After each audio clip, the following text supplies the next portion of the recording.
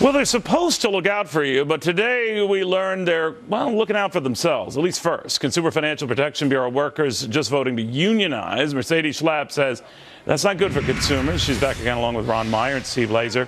Mercedes, what do you make of this? Well, it's not good for consumers. We saw this with the TSA, the Transportation Service Agency, administration, when they decided to unionize as well, where it should be more about national security and protecting the flyers. And they're more concerned about what they need to wear and what benefits they're going to get. What's interesting with the Consumer Financial Protection Bureau is that this came about because of office space. They're moving into new headquarters.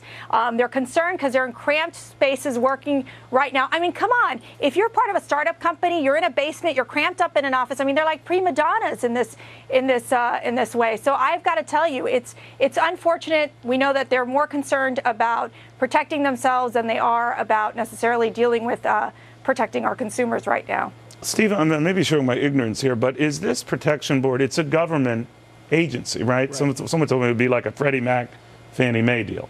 So, not that that's a great stellar example, but that unionizing it would seem to be not an ideal priority.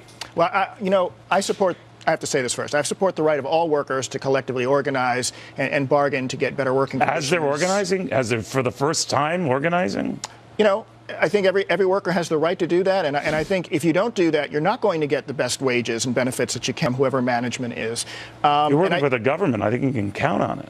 Well, not necessarily, and I think I support the conversation that's going to take place. I don't think necessarily that they deserve their own offices and things like that. But you know what? They can give certain things up if they want to get that. They can give up wages. They can, not get as good benefits and things like that. But I think envy here is the wrong thing. I think a lot of the people sometimes who oppose unions, they approach this from envy. If you want these things, then you should collectively organize as well. You should form a union and get these things yourself. That's the answer. Well, you might be right. But Ron, I just worry that when a group's first priority is to unionize itself, methinks it's not looking at anyone beyond itself, at least initially, and that's not encouraging.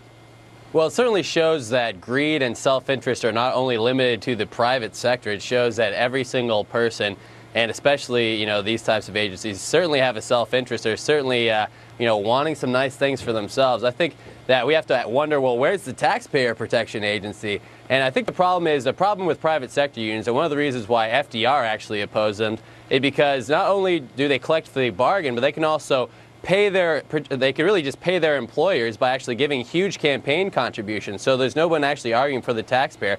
Unions donate to the politicians, and the politicians decide the salaries. And so we have this symbiont relationship that's really destructive. And that's why if there is collective bargaining, it shouldn't be political donations, that you really have to pick one or the other. Otherwise, we have a really vicious cycle where the taxpayers get really, really hurt. Mercedes, my only takeaway from this is that would they be more sympathetic as a group then to union entities versus non-union entities, and would that be a built-in bias?